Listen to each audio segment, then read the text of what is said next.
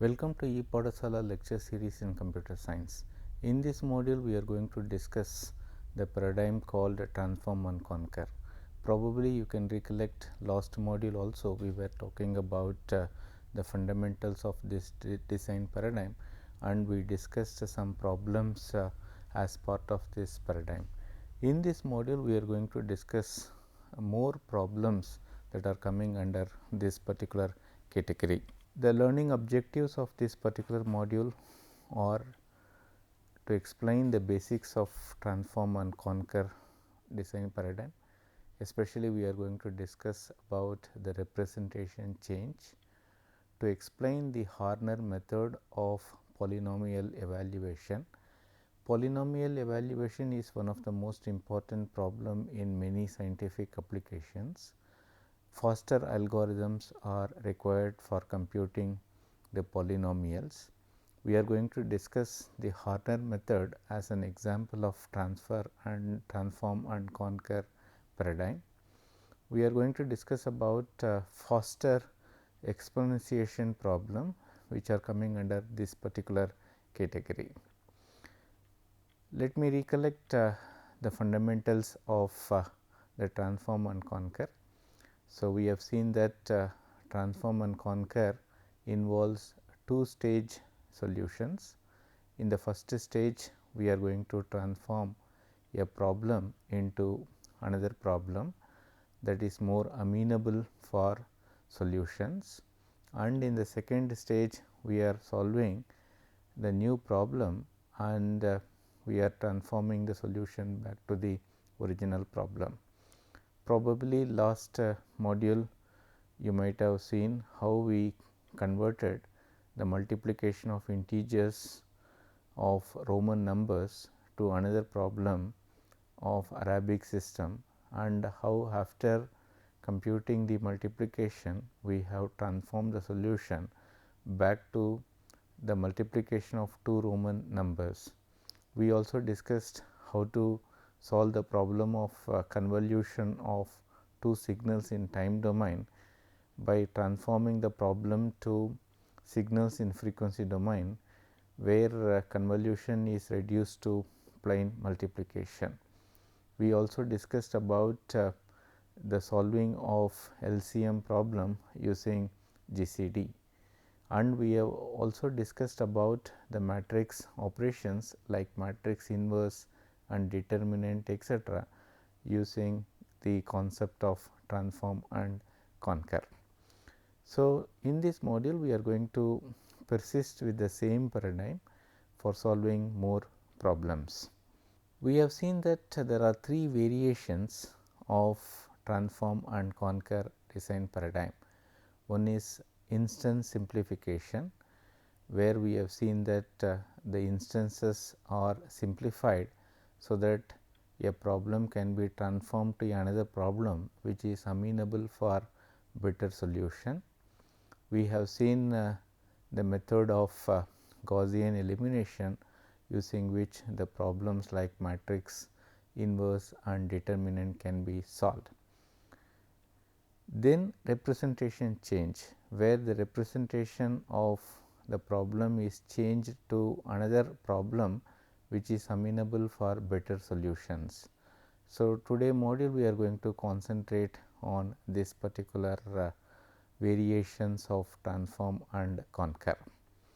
Third one is called the problem reduction, where one problem can be converted to another problem and then we can solve those problems. We will start with polynomial evaluations. We are going to discuss this as part of transform and conquer. Representation change, where our objective is to design a faster algorithm for polynomial evaluation. All of you know what is a polynomial.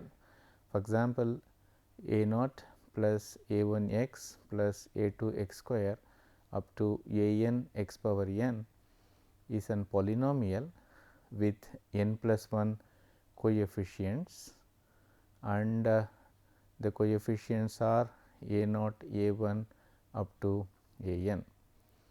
You can see that the input is x, and the objective is for different values of the coefficients a naught to a n and x, we have to evaluate the polynomial.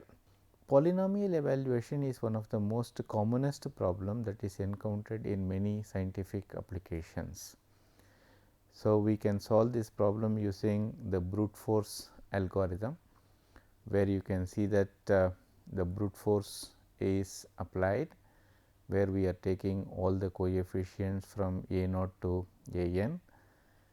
Input is x. The output of this particular algorithm is the evaluation of the polynomial for a particular value of x. Now, you can see that a naught goes to the variable first, a 1 x go to second, and I am adding that, and I am starting a loop from 2 to n. So, under that circumstances I am increasing the powers of x and I am computing the result. This is the brute force algorithm for evaluation of polynomial. Unfortunately, here we have to start a loop from 2 to n to solve this particular problem. Using the representation change, we can design a more effective algorithm. This algorithm was proposed by William Horner. This algorithm is called the Horner's method of polynomial evaluation. The idea of this particular algorithm is the representation change, where we are going to transform the polynomial into another form which is more amenable for better solutions. This is how the representation change is carried out. You can see exactly what is happening. We are given a polynomial a naught plus a 1 x plus a 2 x square. We go up to a n x power n. You can see that a naught plus x is common. I am taking that x out. So, it becomes something like a 1 plus then a 2 x, it goes up to a n x power n, and again I am taking x out and I am simplifying. So, proceeding in this particular way, you can see that I am affecting the change in the polynomial. So, now you can see that now we have the same polynomial, but that is in a different form. So, now you can see that the simplicity of this particular representation is that we can solve the problem of a n minus 1 plus a n of x. We can solve the innermost problem first, and by multiplying that with x, we can find the solution which can be repeated to give the final solution of the entire polynomial. So, you can see the informal algorithm. So, the informal algorithm goes like this. In step 1, we are changing the polynomial representation. Then once the representation change is carried out, then we are computing the list of powers of x by taking the advantage of the expression x into x power n minus 1. Then we use the list of powers of x and we evaluate the polynomial in a repeated manner, and then we are going to print the result finally. This is the informal algorithm of the Horner's method. This is the formal algorithm. So, you can see that we are getting the polynomial. So, you can see that there are n plus 1 coefficients of the polynomial. X is the input x, the output is going to be the evaluation of the given polynomial. So, initially we start from a n. So, that means x equal to s equal to x n, then we are starting a loop. So, for I equal to 1 to n. So, under that you can see that we are computing the innermost one. So, that means you can see that it is x n minus 1 plus s into x. So, you can see that as the loop goes from 1 to 2, in the next stage it becomes x n minus 2 plus s into x. So, this goes on till I reaches n, then when n I reaches n, it becomes s equal to x 0 plus s into x. So, the result is stored in the variable s, and when we come out of this particular loop, we are going to print the value of s. So, this is the formal algorithm. We can take a simple example of how this algorithm can be applied. Now, I am taking a polynomial. So, polynomial is going to be 2 plus 3 x plus 4 x square plus 7 x cube. So, you can see that the coefficients a 0 equal to 2, a 1 equal to 3, then a 2 equal to 4, then a 3 equal to 7, and we want to evaluate this polynomial for the value of x equal to 2. So, for this we have to apply the harness method. How we solve this problem in the conventional method? In the conventional method, we will substitute x equal to 2 in this polynomial. So, it will become like 2 plus 3 into 2 plus 4 into 2 power 2 plus 7 into 2 power 3. So, that is how we will solve this problem in the conventional manner. Already we have seen that using the brute force technique is a complicated process for x is very large, and when we have more number of coefficients. So, for this reason only we are going for the harness method. So, now you can see that now we have to change the representation. So, you can see that the innermost thing is a power n minus 1. So, that means you can see that I am initializing s equal to a 3 equal to 7. This is the initialization stage, because the coefficients here are a 0, a 1, a 2 and a 3. A 3 is the largest coefficient. So, I am assigning s equal to 7. So, now I am starting the loop 1 to n. So, initially I equal to 1. So, therefore, s is equal to a 3 minus 1 plus s into x. So, now this becomes a 2 plus 7, that is s equal to a 3 multiplied by x, which is given as 2. So, now when we substitute this, we are getting a value of 18. So, now I am incrementing I becomes 2 now. So, now s equal to a of 3 minus 2 plus s into x.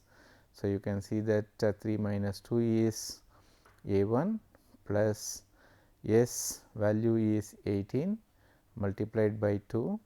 So, now this becomes 39, and now I equal to 3. So, you can see that it is a of 3 minus 3. So, that means it becomes a naught plus s value is 39. So, I am substituting the value of 39 multiplied by 2. So, we are getting a value of 80. So, now for I equal to 3 we are getting a naught. So, that means this is the last coefficient we have. So, that means the algorithm terminates. So, the value of this particular polynomial for x equal to 2 is going to be 80. You can verify this by using the conventional method. So, you can see that the value is going to be what you say 80. So, that means upon verification we can come to a conclusion that Horner's method is what you say right, and we are getting the correct answer. This is the simplicity of this particular Horner's method. So, what is the complexity analysis? So, complexity analysis is going to be what you say order of n, because you can see that the algorithm has got only one loop starting from 1 to n. So, that means you can see that the number of maximum additions is maximum computation is going to be what you say n. Therefore, you can come to a conclusion that the complexity analysis is going to be n. Okay. So, this is the better algorithm when compared to the traditional brute force algorithm for solving this polynomial evaluation. This is the second problem called binary exponentiation. So, exponentiation is nothing but x power n, where we have to find for the base x and exponent n the value of x power n. You know very well that this exponentiation is one of the commonest operation we encounter in many applications. For example, if somebody gives us the problem of 2 power 5, where 2 is nothing but the base, that is x, and 5 is nothing but the exponent. So, 2 power 5 is nothing but 2 into 2 into 2 into 2 into 2, that means we are multiplying 2 5 times. So, to get the value of 2 power 5, that is nothing but 32. This kind of algorithm is what we are calling as the brute force algorithm. So, now we can write a formal algorithm for brute force. So, you can see that it is algorithm exponentiation x base, n is the exponent, the output is going to be x power n. When n is equal to 1, so that means we are returning the value of x, otherwise it becomes what is say x into x power n minus 1. So, that means you can see that by utilizing this expression x equal to x into x power n minus 1, we are writing a brute force algorithm. So, this continues till it becomes n equal to 1, and finally, the loop is coming out. This is the brute force algorithm that uses the recursion for solving this particular problem. Fine. Since the problem is very much important, why can't we go for a faster exponentiation? So, let us take a simple example. I want to find x power 19. So, what is a conventional algorithm? Conventional algorithm is to multiply x with x 19 times to get the value of x power 19.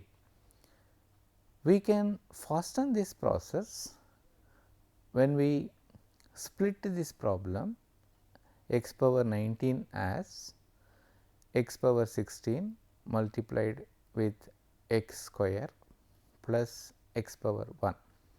So, now you can see very well the roots are in terms of 2, that means 2 power 0 is nothing but 1, 2 power 2, then 2 power 3 is nothing but 8, 2 power 4 is 16. So, when we split the problem in terms of the powers of 2, the problem of x power 19 can be split into terms like x power 16, x square and x. So, what is the advantage of this? When we know the value of x, we can compute x square using one multiplication, and if we know the value of x square, you can easily compute x power 4 with one multiplication, and x power 8 becomes x power 4 multiplied by x power 4. So, x power 16 becomes what you say x power 8 multiplied by x power 8. So, the previous problem is we know the value of x, we can easily compute x square with one multiplication, then x square multiplied by x square another multiplication. With the value of x power 4 we can compute x 8, then with x power 8 we can compute x power 16. So, now you can see that the number of computations is reduced. This is the real fundamentals of the faster exponentiations. So, the logic is very simple. Using transform and conquer, we are going to transform the given problem into another problem that are stated as powers of 2. Then we are going to scan the value terms from left to right or right to left to solve this sort of problems. This is the focus. The first algorithm left to right is one of the very oldest algorithm, which was given in Chanda Sutra 200 years before Christ. This is now known as the left to right, the binary exponentiation. So, the logic is very simple. We are taking the exponent and we are writing the binary representation of that, and once we have the binary representation, then we are going to what you say scan it from left to right, and based on the bits we are going to do the operation. So, the informal algorithm is going to be like this. So, take the exponent and write that as the binary pattern b. The maximum number of bits of b is going to be given as p. So, now we are trying to scan the binary pattern from left to right, and if the bit is going to be 0, then I am going to square that, otherwise I am going to multiply that with x. So, this process I will continue from left to right till all the bit patterns are processed. Finally, when all the bits are processed, we come to the end of the algorithm, then we are going to print the result. So, we will take the example that we have considered for illustration. So, I am taking x power 19. So, I have to find the binary representation of 19. So, the binary representation of 19 is 10011. So, that means you can see that there are 5 bits that are available. So, I am going to scan the binary pattern from left to right, and if the bit pattern is going to be 0, then I am going to square the value of x. Otherwise, if the bit is going to be 1, I am going to perform the square of x and I am going to multiply that with x. So, I am going to repeat the process till all the binary bits are processed. So, you can see exactly what is happening. So, I am initializing as x, then I am scanning from left to right, the next bit is 0. So, I am taking the square of that, it becomes x square. Then you can see that the next bit is 0. So, that means I am taking the square of the earlier term, that is x square power 2, it becomes x power 4. The next bit is 1. So, as per our logic, we have to square this accumulator value and multiply that with x. So, it becomes x into x power 4 whole power 2, it becomes x 9. The next bit is 1, therefore, square it and multiply that with x. So, it becomes something like x into what you say x power 9 whole square. So, that means it becomes x power 18 multiplied by x, we are getting what you say x power 19. So, you can see that very easily that we are able to compute the power of x power 19 using lesser number of multiplications. So, this is the algorithm. So, you can see that product is initialized to x. I am taking the binary of n as vector b. The length I am going to consider. So, I am starting a loop, and based on that you can see that if it is 0, then you can see that it is going to be square of the product, otherwise it is going to be x into the square of the product. So, that means you can see that this is being repeated till all the bits are satisfied. The same problem can be solved in a alternative way also. Instead of from left to right, we can scan the binary pattern from right to left, and this was proposed by a Arab mathematician called Al-Kashi. So, the logic is very simple. We are taking the binary pattern of the exponent, but instead of scanning from the left to right, we are scanning from right to left. So, you can see the informal algorithm. So, informal algorithm, you can see that we are scanning from right to left, and we are performing the operations based on the bit pattern. So, we are going to compute terms into accumulator if b I equal to 1. So, this process is continued till all the bits of the binary pattern is what you say considered. Finally, we are printing the result. So, this is the algorithm example for x power 19. X power 19 already we have seen the binary representation is 1011. So, now we are scanning from right to left. So, you can see that in the table we are starting from right, we are initializing the product as x, then we encounter 1. So, that means we are multiplying the content of the accumulator. So, that means the content of the accumulator is x. So, that means it becomes x into x square, it becomes x cube. So, you can see that what is happening, the old content is x and it is getting doubled, it becomes x square. Since the bit pattern is 1, it becomes x into x power 2, it becomes x cube.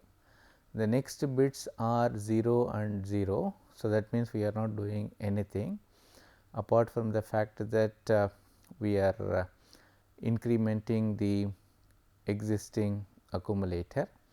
So, you can see that the last bit is 1. So, that means you can see that the older contents are what you say x cube, which is getting multiplied by the powers of x, that is x power 16. So, you are getting x power 19. So, you can see exactly what is happening. The accumulator content is getting doubled, and whenever the bit is going to be 1, we are going to multiply what you say the accumulator content with what you say your earlier value. So, this is what happens in the right to left algorithm. So, this is the formal algorithm. So, similar to the left to right, you can see that the right to left operates. So, the complexity of the algorithm is very simple. This is applicable for both the right to left. You can see that all depends on the binary representations of n. So, since the binary representation is at most the floor of log n and 2 into floor of log n, you can see that the complexity of the algorithm will never be what is a greater than order of log n. In other words, this is going to be the logarithmic algorithm. So, this is the real advantage compared to the brute force method of order of n. The next category of transform and conquer is problem reduction, where we are converting the instance of the problem A to instances of problem B using an transformation algorithm. So, here we assume that we have problem A with n instances, and our aim is to convert problem A to problem B using a transformation algorithm. So, the real advantage is we know the algorithm for B. If that is the case, then we will solve the problem B, and once we solve the problem B, then we are going to use the transformation algorithm to generate solutions for problem A.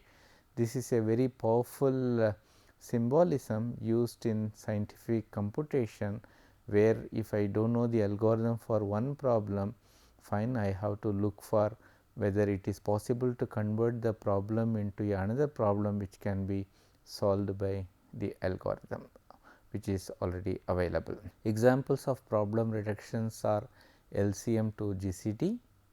Linear programming, many optimization problems can be solved by means of linear programming, where the problem can be converted to linear programming, where I can solve the problem using the simplex method, and once I know the solution, that can be considered as a solution of the original problem.